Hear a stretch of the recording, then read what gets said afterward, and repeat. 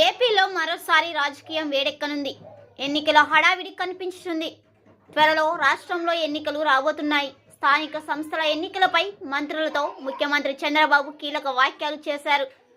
స్థానిక సంస్థల ఎన్నికలు 6 నెలల్లో జరగొచ్చని, అందుకు సిద్ధంగా ఉండాలని అన్నారు. వైసీపీ చేసిన విధ్వంసాన్ని చెబుతూనే కూటమి ప్రభుత్వం సాధిస్తున్న ప్రగతిని ప్రజలకు వివరించాలని మంత్రులకు దిశానిర్దేశం చేశారు చంద్రబాబు. ఇప్పటి వరకు జరిగిన అన్ని ఎన్నికల్లో మనం గెలిచామన్న చంద్రబాబు, ఎన్నిక ఏదైనా కూటమిదే గెలుపు కావాలని తేల్చి చెప్పారు. పంచాయతీల మాదిరిగానే నీటి సంఘాల నీటి పన్ను వసూలు చేయాలని మంత్రి నిమ్మల రామానాయుడికి చెప్పారు సీఎం చంద్రబాబు.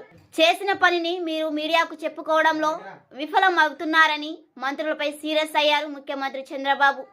ఏపీలో గ్యాస్ కొరత అంశంపైన చంద్రబాబు స్పందించారు. గ్యాస్ కొరత రాకుండా నిరంతర పర్యవేక్షణ ఉండాలని అధికారులను సూచించారు.